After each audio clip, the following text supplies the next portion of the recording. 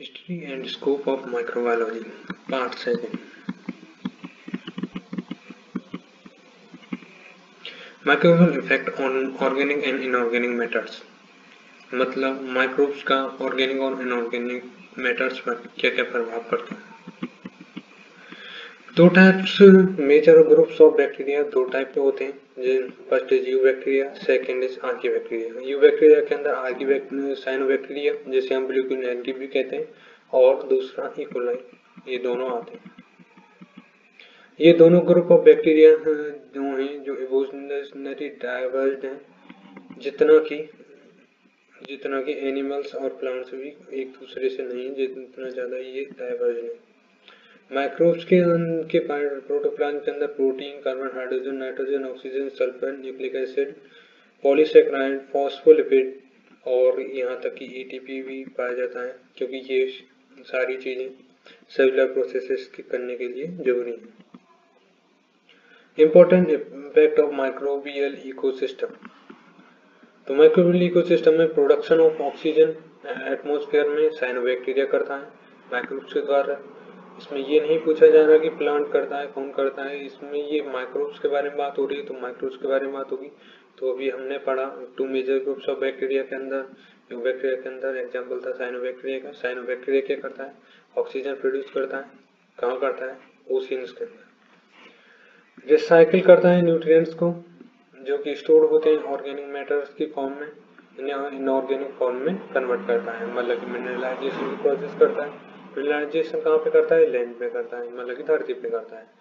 धरती पे करता है मिनरलाइजेशन के अंदर किस किस की करता है? नाइट्रोजन, फॉस्फोरस, पोटेशियम, वो सारी कार्बन, इस तरीके की साइकिल्स को परफॉर्म करता है। डेड ऑर्गेनिक मैटर्स को सोइल सरफेस पे डेट इज यूज्ड बाय, उन्हें फिर यूज के लिया जाता है प्राइमरी प्रोड्यूसर्स के द्वारा, मतलब प्लांट्स के द्वारा। फिर ये साइकिल चलती रहती है, इन्हें कोई कंज्यूमर खाएगा प्लांट्स को। कंज्यूमर खाने के बाद वो किसी न किसी दिन उसकी डेथ होगी। डेथ को फिर दोबारा से डिकम्पोज करेंगे, फिर दोबारा से प्लांट्स उन्हें यूज करेंगे। यही प्रोसेस चलती रहेगी। रेट ऑफ डिकम्पोजिशन ये एक फंक्शन है मॉइस्चर और टेम्परेचर का। फंजाई क्या है? इम्पोर्टेंट है टेरेस्ट्रियल्स के लिए but not for aquatic. Aquatic के लिए इम्पोर्टेंट नहीं है। Important decomposer of plants compounds क्या क्या है? सेलुलोज है, लिग्निन है। वाटर के अंदर डिकम्पोजिशन मोस्टली ऑक्सिक है, प्रेजेंस ऑफ ऑक्सीजन होता है। और इन ओशियन बट एनऑक्सिक है in the absence of oxygen at the bottom of ocean. जब 3500 मीटर की हाइट तक तो ऑक्सीजन की प्रेजेंस रहती है ओशियन के अंदर, सो उस जगह पे ओशियन के अंदर ऑक्सिक होता है, ऑक्सिक डिकम्पोजिशन होता है।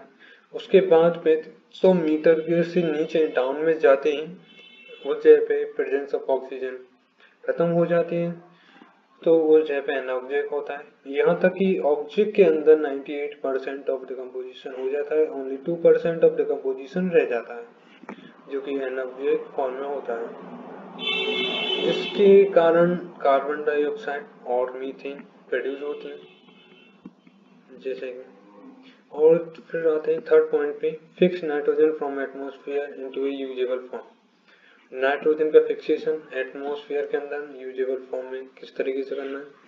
बैक्टीरिया नेसेसरी होता है नाइट्रोजन फिक्सेशन के लिए, बट उसका ऑक्सीजन जो है उसके मतलब कि लिविंग के मतलब कि उसकी एटीपी के फॉर्मेशन को करने के लिए उसका ऑक्सीजन डिस्ट्रॉय हो जाता है, तो इसी सिम्बायोटिक रिलेशनशिप बनानी पड़ती है अदर ऑर्गेनिज और प्लांट्स के अंदर, जो कि उसे कार्बोहाइड्रेट प्रोवाइड करते हैं।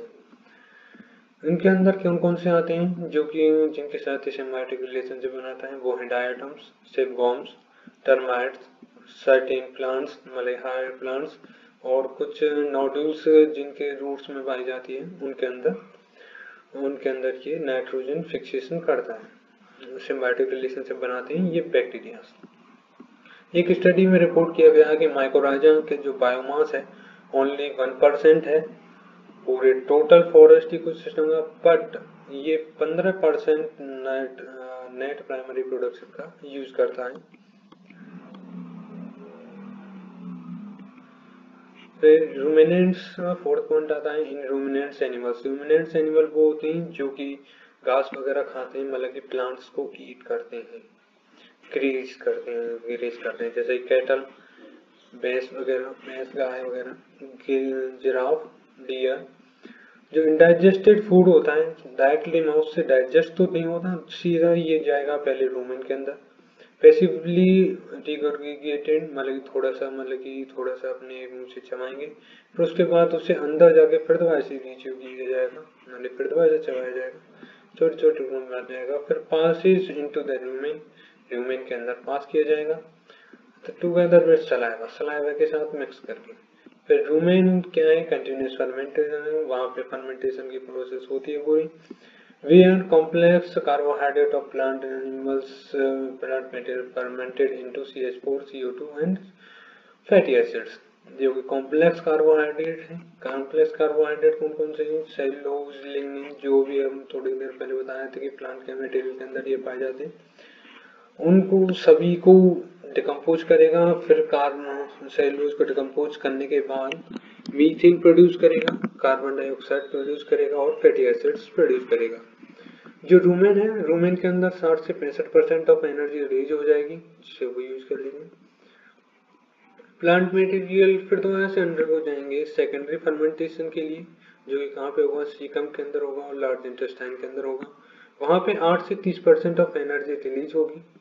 ये also produce reusable nitrogen based in waste, जो कि ये जब ये डोमिनेंट्स एनिमल्स हैं, वो जब वेस्ट कर निकालेंगे, रिलीज करेंगे, तो उनके अंदर रीयूजेबल नाइट्रोजन उनके अंदर फिक्स्ड होगी।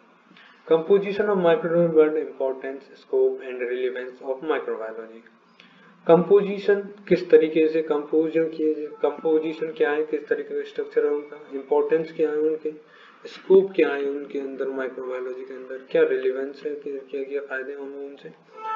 माइक्रोबायोलॉजी क्या है, एप्लाइड साइंस है, जिसके अंदर ग्रेट इम्पैक्ट है उसका, कहाँ पे, जेनेटिक्स के अंदर, बायोकेमिस्ट्री के अंदर, फूड साइंस के अंदर, इकोलॉजी के अंदर, इम्यूनोलॉजी के अंदर, एग्रीकल्चर, मेडिसिन और बहुत सारे फील्ड्स के अंदर उसका यूज है। वेरियस जनरेशंस हैं उनका, उनके अंदर, जैसे कि इकोलाई, जो कि स्टडी की जाती है जेनेटिक्स और मॉलिक्यूलर बायोलॉजी के अंदर। बायोटेक्नोलॉजी, कैसे बायोटेक्नोलॉजी, बायोटेक्नोलॉजी के अंदर बहुत सारे माइक्रोब्स प्रोड्यूस करते हैं, डीएनए मैनिपुलेटिंग एंजाइम्स, जैसे कि रेस्ट्रिक्शन एंडोन्यूक्लियस एंजाइम और लाइगेज एंजाइम। और दूसरी बात आती है यूज एज होस्ट ऑर्गेनिज्म और मॉलिक्यूलर वेक्टर, जैसे कि आपने इकोलाई का नाम सुना हुआ, जैसे ये प्लाज्मिड वेक्टर्स की तरह यूज की जाती है टू क्लोन डिजायर्ड जीन्स और डिजायर्ड प्रोडक्ट्स जो हमें चाहिए। ये फर्मेंटेशन के अंदर भी यूज की जाती है, break down organic material to produce organic acids, ethanol, vinegar and fermented meals, जैसे डबल रोटी वगैरह, ब्रेड वगैरह, टोस्ट वगैरह, ये सारी चीजें बनाई जाती हैं। इन बायोरिमेडिनेशन, ऑर्गेनिक वेस्ट को broken into the by microbes to eliminate hydrocarbon organic compounds from sewage water. जैसा कि हम 12th क्लास में पढ़ते हैं सीवेज वाटर का किस तरीके से प्रोसेस की जाती है, प्राइमरी सीवेज वाटर, फिर सेकेंडरी सीवेज वाटर, उस तरीके से उसको फिल्ट्रेशन की जाती है, उसमें भी माइक्रोब्स का यूज किया जाता है। ऑर्गेनिक मटेरियल को डिकम्पोज किया जाता है, जिससे कि ऑर्गेनिक मटेरियल का ककून लाइक स्ट्रक्चर उसे बाहर निकाल दिया जाता है, जिससे कि वो प्रोडक्ट्स बना के उसे साइड में कर दिया जाता है, जिससे कि वाटर बिल्कुल प्योरीफाई हो जाता है, फिर अगले प्रोसेस के लिए उसे भेज दिया जाता है। Bioleaching and biomining are used to extract metal from their own, जैसे कि कोई मेटल है उसके अंदर कुछ ऑर्गेनिक पार्टिकल्स हैं, उस जगह पे हम माइक्रोब्स को छोड़ देंगे, वो क्या करेंगे, बायोलीचिंग और बायोमाइनिंग की प्रोसेस करेंगे, तो उससे वो उस ऑर्गेनिक मटेरियल्स को वो हटा देंगे और जो मेटल है वो रह जाएगा, उस जिससे कि हमारा मेटल की एक्सट्रैक्ट कर लेंगे हम। Enzymes, organic acids, vitamins, amino acids, antibiotics, polysaccharides are the metabolic products produced by microbes for commercial purposes. Microbes का जब कॉमर्शियल पर्पसेस में यूज किया जाता है तो हम उनसे एंजाइम्स बना सकते हैं, ऑर्गेनिक एसिड्स बना सकते हैं, विटामिन्स बनाते हैं, अमाइनो एसिड्स बनाते हैं, एंटीबॉडीज बायोटिक्स बनाते हैं, पॉलीसैकेराइड्स बनाते हैं। ये बहुत सारे मेटाबॉलिक प्रोडक्ट्स उनके अंदर से बनाए जाते हैं और जो बनते हैं, जैसे कि अब हम चलते हैं नेक्स्ट। Second is agriculture. इन्हें हम बायो फर्टिलाइजर की तरह भी यूज करते हैं to enhance soil fertility. Bio fertilizer की जैसे कि हमारा फर्स्ट एग्जांपल था साइनोबैक्टीरिया। साइनोबैक्टीरिया को हम ब्लू ग्रीन एल्गी भी कहते हैं। ये blue green algae oxygen produce करती है। ये ग्रीन होने की वजह से इसके अंदर क्लोरोप्लास्ट की प्रेजेंस भी होती है और इसके अंदर ये नाइट्रोजन के फिक्सेशन के अंदर भी थोड़ा बहुत ये काम आती है कि जो कि नाइट्रोजन वगैरह का फिक्सेशन भी ये करती है। जैसे कि कुछ एग्जांपल इसके अंदर भी दिए हुए हैं, जैसे कि फिक्स नाइट्रोजन फ्रॉम एटमॉस्फेयर, जैसे कि राइजोबियम, एजिटोबैक्टर, एनाबीना। ये सारी बैक्टीरिया एल्गी जो हैं, जो माइक्रोब्स हैं और जो कि इस तरीके के एक स्ट्रक्चर बनाती हैं जिससे कि नाइट्रोजन फिक्सेशन वो कर सके। ये यूज्ड एज ए बायोपेस्टिसाइड की तरह भी काम आ सकते हैं, जैसे कि हम बीटी कॉटन वगैरह बनाते हैं, बहुत सारी हम जेनेटिकली इंजीनियरिंग करते हैं तो उस समय भी ये बहुत सारी काम आती हैं। फिर हम इंडस्ट्रीज के अंदर चलते हैं। Production of industries chemicals like acetic acid, lactic acid, citric acid by fermentation processes के थ्रू किया जाएगा। Importance in food industry and dairy products to produce fermented food means food industries और डेयरी इंडस्ट्रीज के अंदर, जैसे dairy industries के अंदर yogurt बनाने में, चीज बनाने में, फूड इंडस्ट्रीज के अंदर ब्रेड वगैरह बनाने में, केक बनाने में इस तरीके की यूज किया जाएगा। Production of ethyl alcohol in braving industries, जो दारू वगैरह बनाई जाती है, जो ब्रेविंग इंडस्ट्रीज होती हैं, बियर वगैरह बनाई जाती है, उसमें इथाइल अल्कोहल का प्रोडक्शन करने में। लिसिन एक एंटीबैक्टीरियल सब्सटेंस है जो कि यूज किया जाता है चीज, मीट्स और जो बेवरेजेस हैं उनको प्रोलॉन्ग सेल्फ लाइफ देने के लिए, जिससे कि उनमें इनडिजायरेबल ग्रोथ ऑफ बैक्टीरिया ना हो और हमारा प्रोडक्ट्स बहुत दिन के लिए चल सके। नेक्स्ट है medicine. Medicine antibiotics are derived from microbes. Antibiotics की तरह हम मेडिसिन के अंदर एंटीबायोटिक्स में काम आते हैं। ये एंटीबायोटिक्स प्रोड्यूस करते हैं जब मेटाबॉलिक प्रोडक्ट्स। जो माइक्रोबियल ग्रुप है जो इस तरीके का एंटीबायोटिक्स प्रोड्यूस करता है उसका नाम है एक्टिनोमाइसिटीज। ये यूज्ड की जाती है वैक्सीन की तरह भी यूज किया जाता है इसके अंदर। नेक्स्ट है इन्वायरमेंट। इन्वायरमेंट के अंदर ये क्या है, degrades all kind of biodegradable waste products.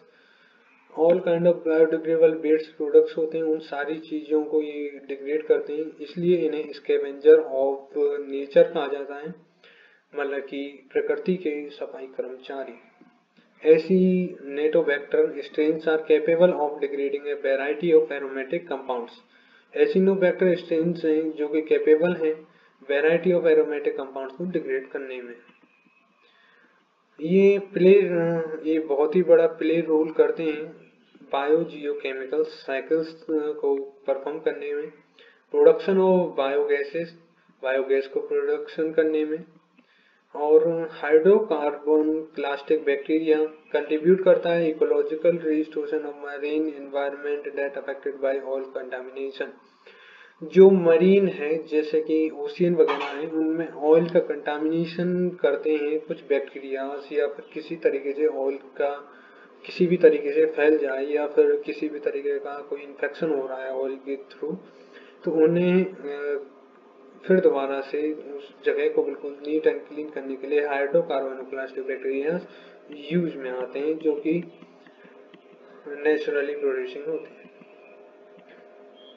Next बात करते हैं केमिकल सब्सटेंसेस की। केमिकल सब्सटेंस हैं जैसे कि एसिटाल्डिहाइड, एसिटेनिक acid, acetic acid, ethanol, butanol, galactose, fructose, sucrose, glycerol, mannitol, lactic acid, pyruvic acid, etc। ये कुछ प्रोडक्ट्स हैं जो कि वेरियस माइक्रोन के द्वारा प्रोड्यूस किए जाते हैं, जैसे कि कुछ एग्जांपल हैं aerobacter aerogenes, lactic acid bacteria, acetic acid bacteria, E coli, butyric acid bacteria और भी बहुत सारे एग्जांपल्स हैं।